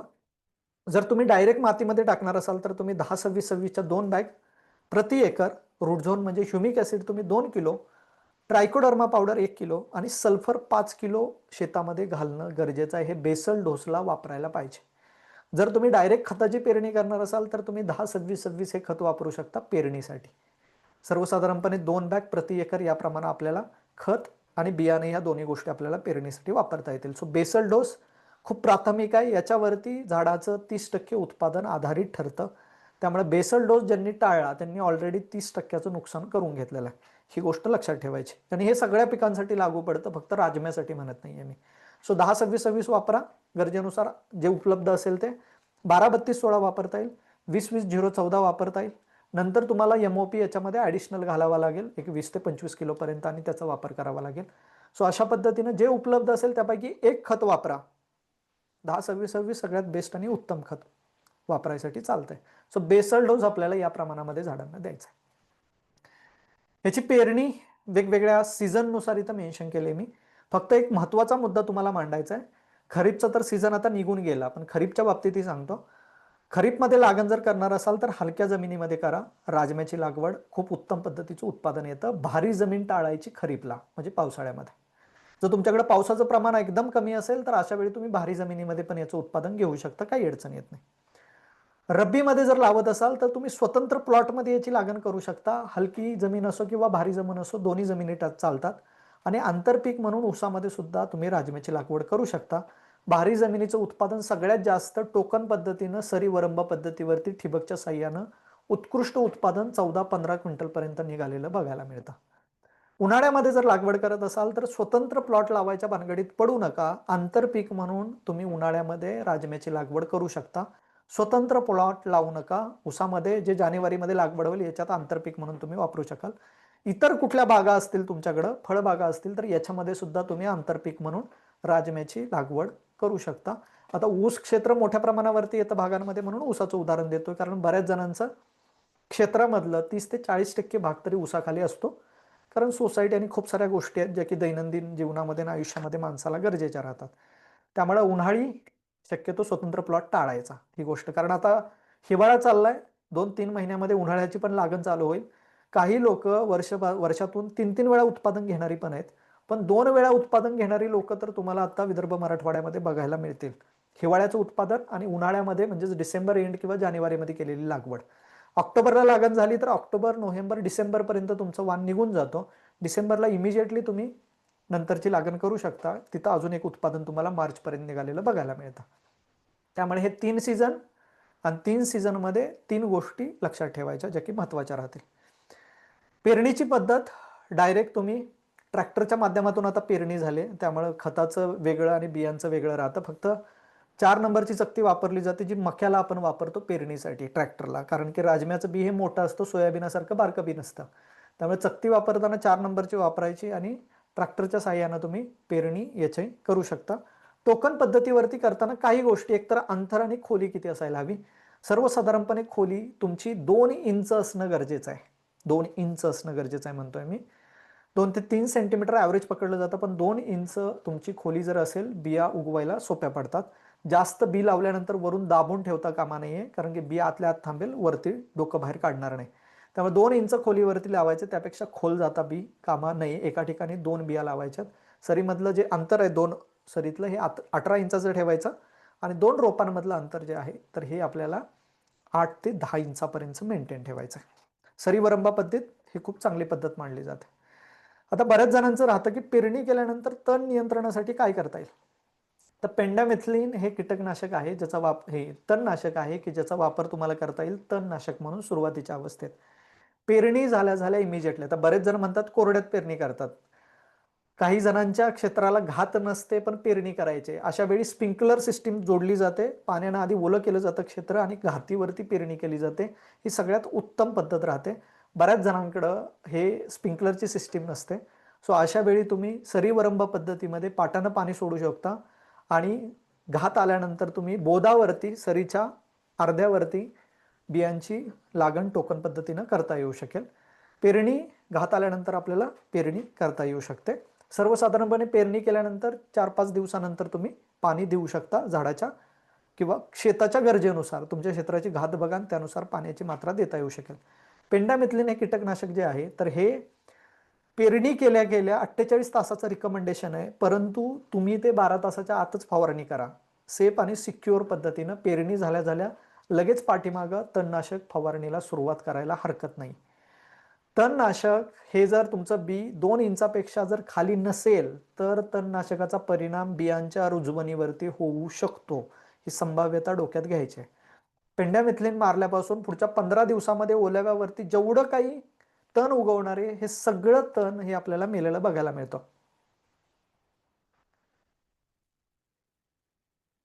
आता सध्या विदर्भ मराठवाड्यामध्ये पाण्याची जी व्यवस्था केली जाते तर ही स्प्रिंकलरच्या माध्यमातून दिली जाते. आता खरीपमध्ये तर पाण्याची गरज पडत नाही. रब्बीमध्ये बघितलं तर आठवड्यातून एका पाण्याची गरज पडते, त्यापेक्षा अधिक पाणी लागत नाही. जमीन जर तुमची खूप हलकी असेल तर मात्र तुम्हाला आठवड्यातून 2 पाण्यांची आवश्यकता लागते. पण सर्वसाधारणपणे हे संपूर्ण पीक हे आपल्याला अगदी 6 पाण्यामध्ये निघालेलं बघायला मिळतं. 6 पाणी मॅक्झिमम लागतात याच्यामध्ये निघालेलं बघायला मिळतं. स्प्रिंकलर सिस्टीम असेल तर उत्तम. रेन पाईप जर असेल तर तुम्ही सुरुवातीच्या कालावधीमध्ये वापरू शकता, पण ज्यावेळेस झुडपांची संख्या किंवा हाईट मोठी वाढेल त्यावेळेस रेन पाईप तुमचा जे रेग्युलर रेन पाईप हा उपयोगाला येत नाही. सो अशा वेळी स्प्रिंकलर सिस्टीम सगळ्यात उत्तम राहते जर तुम्ही पेरणी केल्यानंतर पाणी पाजण्यासाठी वापरत असाल तर. जर नसेल तर मात्र सारट्यानं पण पाणी पाजता येतं, मात्र हलक्या जमिनी अशा वेळी निवडा जर सारट्यानं पाणी पाजणार असाल तर. जर तुम्ही भारी जमीन असेल तर सरीवरंबा पद्धतीनं तुम्ही टोकन पद्धतीने एकतर लागण करू शकाल किंवा मग सरीवरंबा पद्धतीनं लागण करून पाठ पाण्यानं तुम्ही पाण्याची व्यवस्था झाडांना देऊ शकाल. भारी जमिनीला घात खूप जास्त वेळ राहते, पाणी धरून ठेवण्याची क्षमता अधिक असते, सो पाण्याच्या पाळ्या कमी लागतात. आणि जर हलकी जमीन असेल तर मात्र पाण्याची गरज याला अधिक मोठ्या प्रमाणावरती लागते. सो पेंडामिथिलिन हे जे काही तणनाशक आहे याचा वापर तुम्ही करू शकता. प्री इमर्जन्स तणनाशक आहे. उगवून आल्यानंतर कुठल्याही प्रकारचं तणनाशक मारता येत नाही. या गोष्टीची आपल्याला काळजी घ्यायची. अशा पद्धतीनं सारट्या पद्धतीनं पण आपल्याला लागण याची केलेली बघायला मिळते. सो पेरणी केलेली दिसून येते. ऊसामध्ये आंतरपीक म्हणून जर लावत असाल तर ऊसाची वाढ किंवा ऊस जो फोडला जातो किंवा बाळ भरणी केली जाते ही 2.5 ते 3 महिन्यानंतर केली जाते. ऊसाची लागण आपण सरीच्या मध्ये करतो की जिथं ऊस चांगल्या पद्धतीने आपल्याला वाढतो आणि सुरुवातीला पाट पाण्यानं पाणी देणं चांगलं मानलं जातं, कारण की पाणी चांगलं बसतं आणि फुटवा फुटायला चांगली मदत होते. त्यामुळं सरीचा जो काही ठिबक सिंचन असेल हे आपण सरीच्या मध्ये घेऊन ठेवतो. अशा वेळी तुम्ही आंतरपीक म्हणून राजम्याच्या 2 ओळी लावू शकता 18 इंच अंतरावरती. अशा पद्धतीनं राजमा 18 इंचाचं सरीमधलं अंतर आणि रोपामधलं अंतर हे तुम्हाला 8 ते 10 इंचाचं ठेवून 2 बिया एका ठिकाणी या पद्धतीनं टोकन पद्धतीनं तुम्ही लागण करू शकता. 4 फुटी, 4.5 फुटी, 3.5 फुटी जेवढा बेड असेल त्यावरती 18 इंचाचं अंतर हे तुम्ही मेंटेन करायचं. अशा पद्धतीने ऊसामध्ये आंतरपीक तुम्हाला करता येऊ शकेल. आता राजमा हे संपूर्ण पीक आहे, याचे वाढीचे जे टप्पे आहेत, तर हे टप्पे आपल्याला 5 बघायला मिळतील. जो सुरुवातीचा कालावधी राहतो हा उगवणीचा कालावधी राहतो. बी टाकल्यापासून 4थ्या ते 5व्या दिवशी तुम्हाला उगवलेलं बघायला मिळेल. याला उगवण किंवा जर्मिनेशनचा भाग आपण बघूया. सुरुवातीचा 1 ते 5 दिवसांचा कालावधी. नंतर जसं रुजून वरती बी येतं त्याला फुटवा फुटायला लागतो. ही शाखीय वाढीचा कालावधी राहतो. 5 दिवसांपासून ते 35 दिवसापर्यंत आपल्याला झाडाची शाखीय वाढ झालेली बघायला मिळते. सो इथं फुटव्यांची संख्या मोठ्या प्रमाणावरती येते. नंतरची जी स्टेप राहते ही फुल अवस्थेची स्टेप राहते, ज्यावेळेस झाडाचं पूर्णपणे शाखीय वाढ होऊन झाड तयार होतं, म्हणजेच 1.5-2 फुटापर्यंत वाढ होते त्याची आणि झुडूप तयार होतं. त्यानंतर ते फुलधारणेकडे पदक्रांत करतं. काही ठिकाणी तुम्हाला 30 दिवसानंतर किंवा 28 दिवसानंतरच फुलधारणा झालेली बघायला मिळते. 35 दिवसापासून 45 दिवसांचा कालावधी हा पूर्णपणे फुलोऱ्याचा कालावधी राहतो. अशा वेळी पाणी आपल्याला झाडाला योग्य प्रमाणामध्ये देणं आवश्यक आहे. राजमा पिकाला फुलाच्या अवस्थेमध्ये पाण्याची गरज अधिक लागते. त्यावेळेस त्याला फुलधारणा पण चांगली होते आणि फुलाचं फळामध्ये रूपांतर पण चांगलं झालेलं बघायला मिळतं. फुलाची अवस्था कंप्लीट झाली की शेंग बनण्याची अवस्था येते 45 ते 55 दिवसांची. याच्यामध्ये आपल्याला शेंग तयार होताना दिसते. कापणीचा कालावधी 75 ते 80 दिवसांचा आहे. म्हणजे 45 दिवसापासून 55 दिवस हा कन्व्हर्जन रेशो किंवा कन्व्हर्जन कालावधी राहतो, ज्याच्यात फुलाचं रूपांतर शेंगामध्ये होताना दिसतं. आणि तिथून मग 75 दिवसांपर्यंत पूर्णपणे शेंग भरते. शेंग भरली पूर्णपणे की त्याच्यावरती तुम्हाला जांभळट छटा बघायला मिळतात. नंतर ही शेंग सुकली की याची काढणी आपण करतो. वागा घेवडा असेल तर एकत्रितपणे काढणी करायला येते. वरूनचा पण एकदम काढायला येतो. जो हिमालयन राजमा आहे, मोठा जो कल्टिवार आहे HPR 35, याची मात्र काढणी तुम्हाला 2-3 टप्प्यात करावी लागते, कारण खालच्या शेंगा आधी तयार होतात आणि नंतर मग तुम्हाला वेलवर्गीय पद्धतीनं 2-3 वेळा त्याची काढणी करावी लागते. सो सर्वसाधारणपणे राजम्याचं पीक वाढण्याचा कालावधी हा 80 दिवसांपर्यंत आहे आणि याचे हे 5 टप्पे आपल्याला वाढीचे बघायला मिळतात. प्रत्येक टप्प्यामध्ये येणारी अडचण वेगवेगळी आहे. उगवणीच्या कालावधीमध्ये येणारी त्याची जी अडचण आहे तर ही बघायला मिळते. त्याच्यावरती होणारा मुळ्यांवरती होणारा बुरशीचा प्रादुर्भाव ही सगळ्यात मोठी अडचण, जी जर तुम्ही बीज प्रक्रिया केली असेल तर ती पूर्णपणे सुटून जाते. आता एकदा झाड वाढायला लागलं, फुटव्यांच्या अवस्थेमध्ये यायला लागलं की आपलं एम राहतं जास्तीत जास्त फुटवा त्याला निघावा. फांद्या जेवढ्या जास्त असतील तेवढी फुलांची संख्या आणि शेंगांची संख्या अधिक येईल, याच्यावरती भर राहतो. मग यामुळे याचं शेड्यूल आपल्याला फवारणीचं घ्यावं लागतं. राजमा पीक हे तसं थोडं खाणारं पीक अधिकचं आहे आणि त्याला जेवढं पोटाला मिळेल तेवढं तुम्हाला पटीनं ते उत्पादन देताना आपल्याला बघायला मिळतं. पण त्याचे काही रिकमेंडेशन आणि स्टेजेस वाईज आपल्याला त्याची फवारणीचं शेड्यूल हे कळावं लागतं. लागणीपासून 15 ते 20 दिवस झाले की तुम्हाला पहिली कोळपणी करणं अपेक्षित आहे. प्री इमर्जन्स तणनाशक वापरलं कारणानं पहिले 15 दिवस तर याच्यामध्ये तणाचा प्रादुर्भाव होत नाही, पण तिथून पुढे याच्यामध्ये हलकं हलकं तण दिसायला लागतं. अशा वेळी कोळप्याच्या माध्यमातून एकतर माती मोकळी होते, मुळं वाढायला चांगला जागा मिळतो, ऑक्सिजनची मात्रा मातीमधली अधिक वाढते आणि तण जे आहे ते पण निघून जातं. सो कोळपा आपल्याला घ्यायचं आहे 20 ते 25 दिवसांनी पहिलं. आणि याच्यासोबतच 19-19-19 हे वॉटर सोल्युबल जे खत आहे 2.5 ग्रॅम प्रति लिटर याप्रमाणे फवारणीसाठी वापरायचं आहे. याच्यासोबतच कार्बनडायझिम हे बुरशीनाशक, कारण की सुरुवातीच्या अवस्थेमध्ये झाडाच्या मुळांवरती आणि पानांवरती करपा, कडाकरपा किंवा स्पॉट जर पडत असतील तर याच्यासाठी कार्बनडायझिम हे जे आणि मेन्कोझेब हे एकत्रितपणे साफ नावानं तुम्हाला मार्केटमध्ये बघायला मिळेल. हे 2 ग्रॅम प्रति लिटर याप्रमाणे तुम्ही वापरू शकता. आता याच्यामध्ये बाकीची पण हाय ग्रेडची काही बुरशीनाशक आहेत, पण अतिरिक्त खर्च वाढवण्यामध्ये काही पॉईंट नाही. कार्बोशाईन आता हे टॉनिक आहे जे की ग्रोथ बूस्ट करण्यासाठी मदत करेल आणि फुटव्यांची संख्या, अन्न बनवण्याचा वेग आणि सगळ्या गोष्टी बूस्ट करण्यासाठी मदत करेल. 1 ते 2 मिली प्रति लिटर याप्रमाणे वापरायचं आहे. आणि याच्यात एक कीटकनाशक वापरा, तुमच्याकडे जे अवेलेबल असेल लोकली. ॲक्ट्रा 0.5 ग्रॅम प्रति लिटर याप्रमाणे याचा वापराचा एक रेशो आहे. आता याच्यात काय काय गोष्टी कंट्रोल होतात. एकतर मूळकूज होणारा जो प्रादुर्भाव आहे मुळ्यांवरती हा बंद होईल, कमी होईल. झाडाला फुटवा म्हणजे झाडांना फुटवा वाढणं, पानांची लांबी, रुंदी, पानांची संख्या, आकार सगळ्याच गोष्टी वाढण्यासाठी आणि काळोखी चढण्यासाठी 19-19 खत उपयोगाला येईल.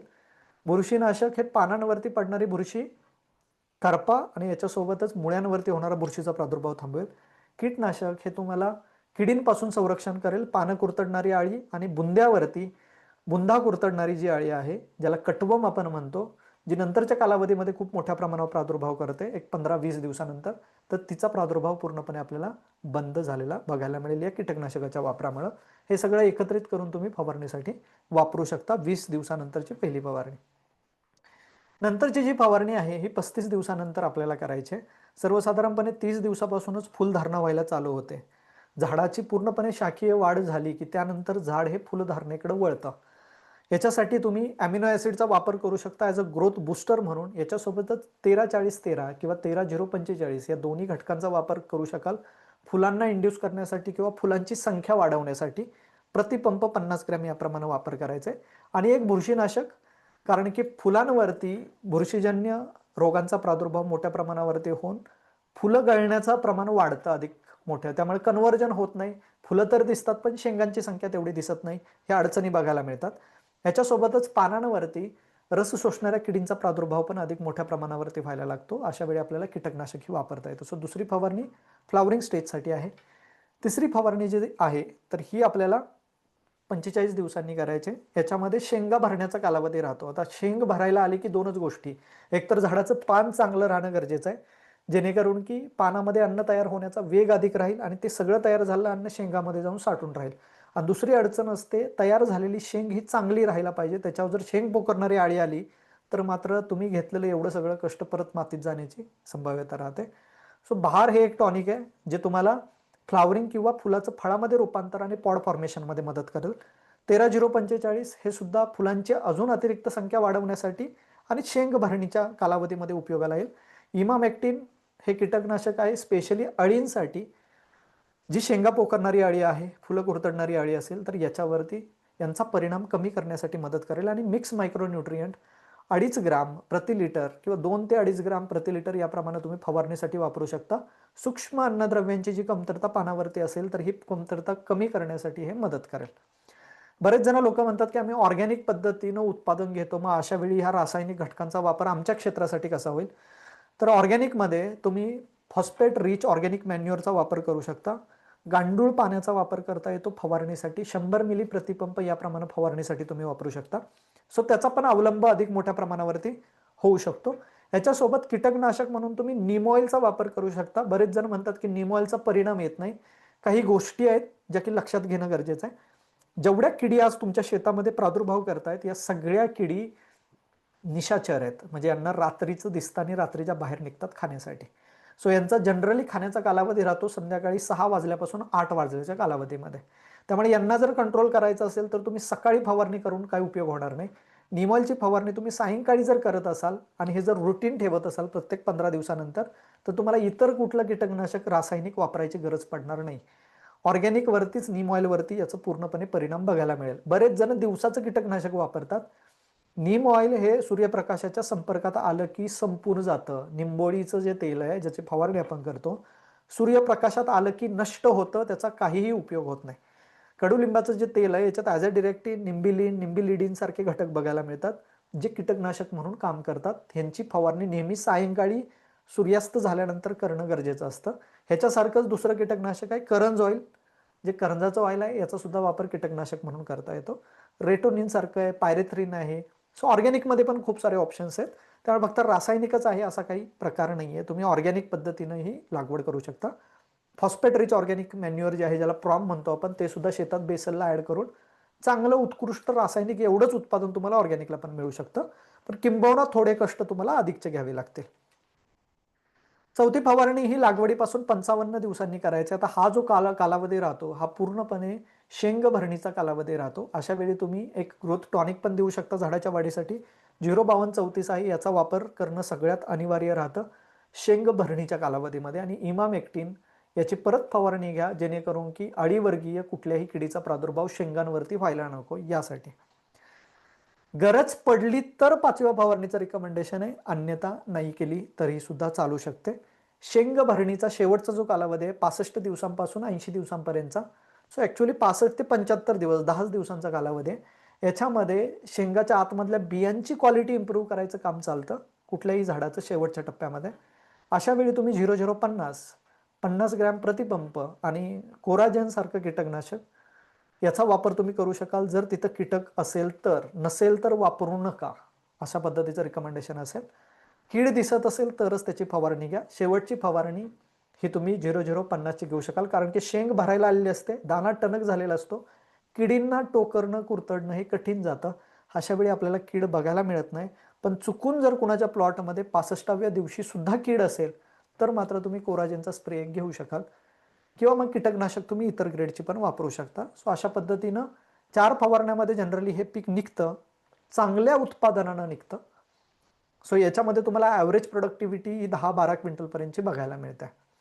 सर्वसाधारणपणे प्रति एकरी खर्च राजमा या पिकाचा जर तुम्ही बघायला गेलात तर या पिकाचा खर्च 20,000च्या आसपास 18 ते 20,000 रुपयांपर्यंत जातो.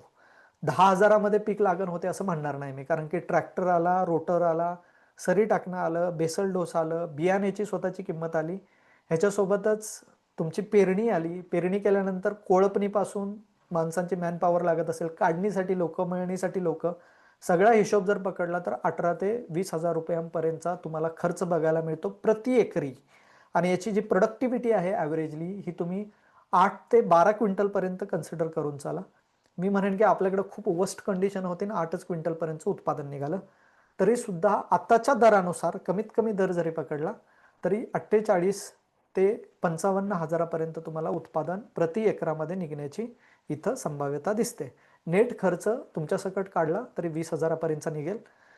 या हिशोबानं हे एक चांगलं पीक निघेल, कारण कमी दिवसामध्ये निघतं, 2.5 महिन्यामध्ये. खूप मोठी प्रॉफिटेबिलिटी असं मला म्हणायचं नाहीये, लाखोमध्ये याच्यात उत्पादन निघतं असंही म्हणायचं नाही.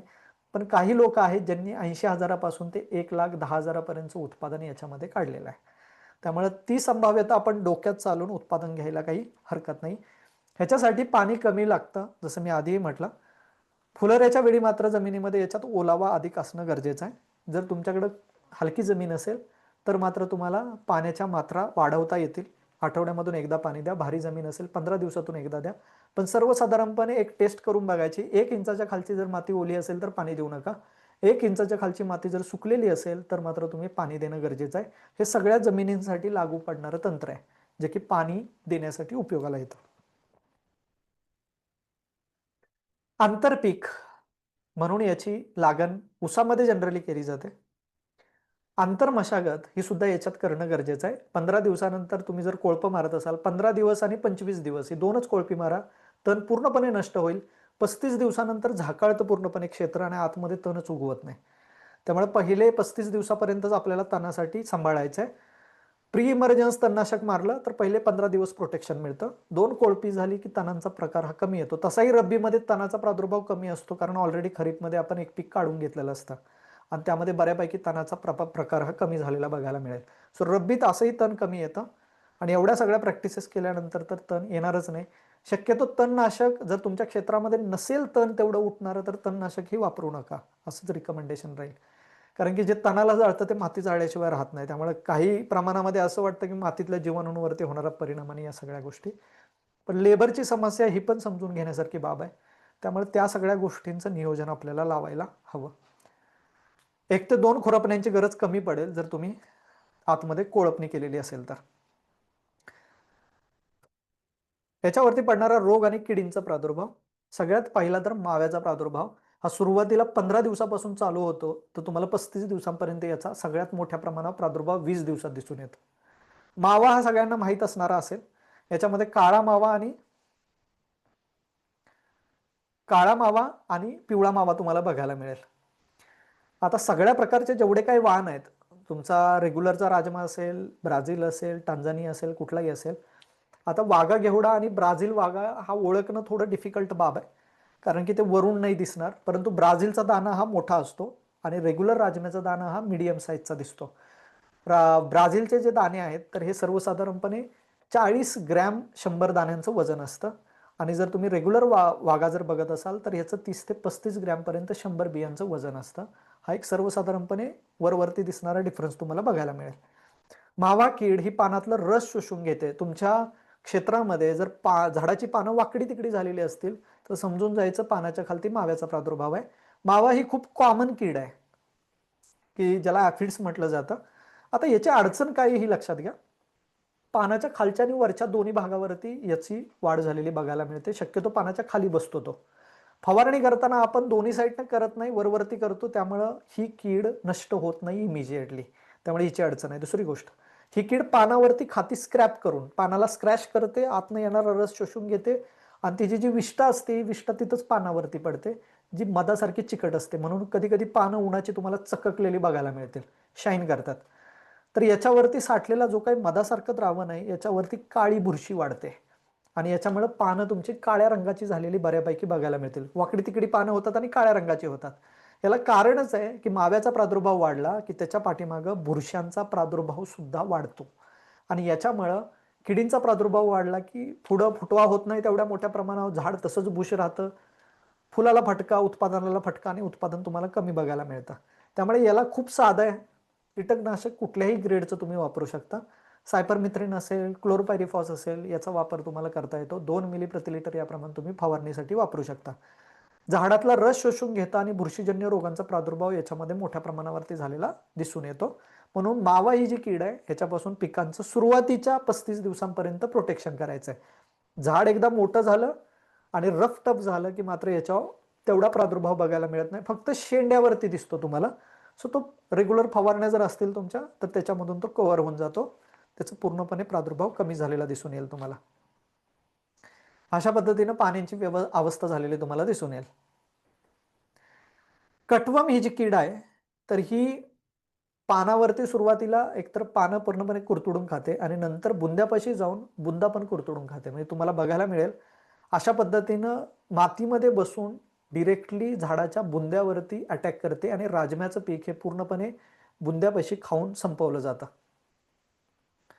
ही एक गोष्ट आपल्याला कटवम मध्ये बघायला मिळते. आता याची दुसरी बाब आहे कटवम.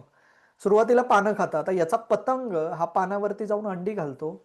अंडीमधून अळी बाहेर आली की ही अळी सुरुवातीला तर पानं खाते आणि पानं खाऊन मातीत पडते. मातीत पडले की झाडाचा बुंदा जो कोवळा आहे सुरुवातीला 15 दिवसामध्ये पहिल्या, तर हा कुरतडते आणि पुढे निघून जाते. जिथं झाडाची बुंदा कुरतडलेला आहे तिथं जर तुम्ही खाली खोदलात तर तुम्हाला अगदी 1-2 सेंटीमीटर वरती ही अळी आतमध्ये लपलेली बघायला मिळेल. ह्या अळीचा प्रादुर्भाव बंद करायचा असेल तर सुरुवातीपासून नीम ऑइल 2 ग्रॅम 2 ml प्रति लिटर याप्रमाणे फवारणीसाठी वापरा. क्लोरोपायरिफॉस कीटकनाशकाचा वापर करू शकता. 20 ते 25 मिली 10 लिटर पाण्यासाठी, 1 लिटरसाठी 2 मिली याप्रमाणे याचं प्रमाण घेऊन तुम्ही फवारणी झाडावरती झाडाच्या बुंद्यापाशी करू शकता. ही कीड पूर्णपणे तिथून पळून जाईल. अशा पद्धतीने याचा प्रादुर्भाव झालेला दिसून येतो. नंतर येते शेंगा पोखरणारी अळी, जी की शेंगेवरती प्रादुर्भाव करते मोठ्या प्रमाणावरती. अळी फुलांच्या कळ्या, कवळ्या शेंगा आणि दाणं पोखरून खाते आणि हिचा प्रादुर्भाव पाठीमागच्या सीझनला सोयाबीनावर होता आणि आता राजम्यावरती पण बघायला मिळेल तुम्हाला. शेंगा पोखरून खाणारी जी अळी आहे तर हिच्यावरती इमामेक्टिनचा वापर केला जातो. सो हे कीटकनाशक रेग्युलर शेड्यूलमधलं तुम्ही यूज करू शकाल. ह्या अळीपासून पूर्णपणे मुक्तता होईल. यालाच लष्करी अळी पण म्हणतो आपण. मक्यावरती पडते, ज्वारीवरती पडते, सोयाबीनावरती दिसली, आता तुम्हाला राजम्यावरती पण यंदा सीझनमध्ये बघायला मिळेल. दाणे अर्धवट भरतात, खराब होते शेंग आणि याच्यामुळे नुकसान झालेलं दिसून येतं. खोडमाशी हिचा प्रादुर्भाव 15 ते 20 दिवसांनी झालेला बघायला मिळतो. ही पूर्णपणे खोड आतमधनं कुरतडायचं काम करत आहे खोडमाशी. सेम पानावरती अंडी घालतात, यानंतर याची जी अळी मातीत पडते आणि आतमधून खोड पूर्णपणे पोखरायला सुरुवात करते. सुरुवातीला छोटा स्पॉट दिसतो बुंद्यावरती, पण तुम्ही जर त्याचं खोड असं दुभंगलं तर आतमध्ये तुम्हाला ही खोड माशीची जी अळी आहे ती बघायला मिळते. या अळीचा पूर्णपणे प्रादुर्भाव नष्ट करण्यासाठी सायपरमेथ्रिनचा वापर करता येईल. 0.5 मिली प्रति लिटर पाण्यामधून याची फवारणी तुम्ही करू शकता. याच्यावरती रोग काही ठराविकच पडतात. बुरशीजन्य रोगांचा प्रादुर्भाव आपल्याला बघायला मिळतो. याच्यासाठी कॉपर ऑक्सिक्लोराइडचा वापर करता येईल. कार्बनडाझिमचा वापर 2 ग्रॅम प्रति लिटर याप्रमाणे करता येईल. शेड्यूल प्रॉपर पद्धतीने होत असेल तर संभाव्य रोग आणि किडींचा प्रादुर्भाव झाडावरती झालेला बघायला मिळणार नाही. परंतु रोग आपल्याला ॲटलिस्ट ओळखता यायला पाहिजेत. तांबेरा असेल आणि भुरी रोग, ह्या 2 रोगांचा प्रादुर्भाव अधिक मोठ्या प्रमाणावरती होतो. मर ही सुरुवातीच्या अवस्थेमध्ये येते, पण बीज प्रक्रिया केलेली असेल तर या रोगाचा प्रादुर्भाव पण तितकासा झाडावरती झालेला दिसून येत नाही. आता एवढं सगळं केल्यानंतर झाडाचं जे निघणारं उत्पादन आहे, घेवड्याचं उत्पादन प्रति हेक्टरी 12 क्विंटलपर्यंत घेता येऊ शकेल जर तुम्ही चांगल्या पद्धतीनं प्रॅक्टिसेस करत असाल तर. एक सर्वसाधारणपणे जर याचा हिशोब लावायचा झाला तर 100 बियांचं वजन हे 40 ग्रॅमपर्यंत बघायला मिळतं. 1 किलो बियांपासून 2500 बिया त्याच्यामध्ये दिसतात. 1 किलो जर तुम्ही सीड घेतलं, बी घेतलं, तर याच्यामध्ये 2,500 बियांची संख्या असते. 70% जर्मिनेशन जरी पकडलं तर 1750 बिया रुजवण होतात आणि त्याच्यापासून रोपं तयार होतात. आता सगळीच रोपं रुजत नाहीत किंवा जसं कॅल्क्युलेशन आपण करतो त्या पद्धतीनं गोष्टी घडत नाहीत, पण एक पोटेन्शियल उत्पादन ॲटलिस्ट आपल्याला समजू शकतं. प्रत्येक झाडाला 30 ते 45 पर्यंत शेंगांची संख्या लागते. काही ठिकाणी 60 पर्यंत सुद्धा शेंगांची संख्या बघायला मिळते. आपल्याला उच्चतम उत्पादन सोडून द्यायचं आहे. ॲव्हरेज जरी पकडलं तर 30 ते 35 किंवा 40 पर्यंत शेंगांची संख्या राहते. एका शेंगेमध्ये 3 ते 4 तुम्हाला बिया बघायला मिळतात. 1 किलो सीड पेरल्यानंतर तुम्हाला 60 ते 70 किलोपर्यंत राजम्याचं उत्पादन निघतं. सो 10 किलोला 6 क्विंटल, 20 किलोला 12 क्विंटलचा जनरल हिशोब आपण पकडतो. जर जर्मिनेशन पर्सेंटेज आपण 70% पकडले तर 12 क्विंटलपर्यंतचं उत्पादन हे सर्वसाधारणपणे तुम्हाला राजमा 1 एकरामध्ये पेरल्यानंतर निघतं. आता याच्यामध्ये अजून काही रोगांच्या जसं अँथ्रॅग्नोज आहे, रस्ट तांबेर आहे पानावर पडणारा, मुळकूज आहे, बीन मोझाईक व्हायरस आहे. बीन मोझाईक्सला पूर्णपणे ते रोप काढून टाकून देण्यामध्ये शहाणपण आहे, कारण की याच्यावरती डायरेक्ट इलाज नाही आहे. पांढऱ्या माशीमुळे याचा प्रादुर्भाव अधिक मोठ्या प्रमाणावरती वाढतो. सो कुठल्याही प्रकारचं कीटकनाशक आपण ॲक्ट्रासारखं कीटकनाशक जरी असेल तरी पांढऱ्या माशीचा प्रादुर्भाव पूर्णपणे आपल्याला थांबवता येतो. सो बीन मोझाईक व्हायरस पण आपल्याला थांबलेला बघायला मिळेल. वॉटरी सॉफ्ट रॉट त्यावेळी होतं ज्यावेळेस पावसाचं प्रमाण अधिक मोठ्या प्रमाणावरती वाढतं. यंदा सोयाबीनामध्ये पण आपल्याला सॉफ्ट रॉट झालेला बघायला मिळाला असेल. याच्यामध्ये अगदी तुम्ही फांदी जरी बघितली तर पूर्णपणे सडलेली आणि शेंगा सडलेल्या दिसून येतात. जिथं पाऊस प्रचंड मोठ्या प्रमाणावरती काढणीच्या कालावधीमध्ये होतो तिथं आपल्याला राजम्यामध्ये सॉफ्ट रॉट झालेला दिसून येतो. तर हे पाऊस आणि पाणी अति झाल्यामुळे होतं. याच्यावरती डिरेक्टली काही करता येत नाही, पण बुरशीनाशकाची फवारणी आपण ठेवू शकतो, जेणेकरून की याचा प्रादुर्भाव अधिक मोठ्या प्रमाणात वाढायला नको. कार्बेंडेझिम प्लस मेन्कोझेब या बुरशीनाशकाचा अवलंब आपल्याला करता येऊ शकेल. Angular lip spot. सो अशा पद्धतीनं राजमा हे संपूर्ण पीक आहे. आपल्याला जर काही प्रश्न असेल तर तुम्ही विचारू शकाल. काढणीला आलेला राजमा कसा ओळखायचा? जसं मी सांगितलं, ब्राझील आणि याच्यामध्ये फार फरक नाही ओळखता येणार, पण दिवसांवरती गणित तुम्हाला समजून येईल. पूर्णपणे शेंग त्याची सुकली आणि शेवटच्या एखादा 2 शेंगा ओल्या असतील, पण खालच्या शेंगा समजा आता फुटायला लागायला सुरुवात झाली असेल, अशा वेळी तुम्ही राजमा हा मॅच्युरिटीला आलाय असं समजू शकाल. फुटण्याची वाट बघू नका, कारण नंतर शेंगा उलट्या होतात, तडकायला लागतात. त्यामुळे तडकेपर्यंत वाट नका बघू. पूर्णपणे शेंगा मॅच्युअर झाल्या आणि कलर चेंज झाला, व्हाईटिश कलर त्याचा होतो, पिवळसर कलर आपल्याला बघायला मिळतो, शेंग भरलेली असते, त्यावेळेस राजमा काढायला आला असं समजून जायचं. त्यात पण वाण कुठला लावता याच्यावरती ठरतं गणित.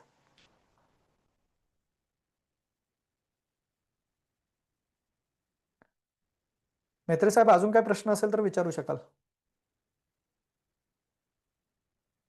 ओके. राजमा पिकासाठी अतिरिक्त अजून तुम्हाला मार्गदर्शनाची आवश्यकता असेल किंवा शेड्यूल आणि या संदर्भातली माहिती हे तुम्हाला ग्रुपवरती पण शेअर होईल. आणि ही जी PPT आहे ही पण मी ग्रुपवरती तुम्हाला शेअर करून देतो. याचं पूर्ण शेड्यूल आणि तुम्हाला मार्गदर्शन जर हवं असेल तर ते सुद्धा मार्गदर्शन आपल्या माध्यमातून प्रोव्हाइड केलं जातं. तशी ग्रुपवरती तुम्हाला माहिती ही अपडेट केली जाईल.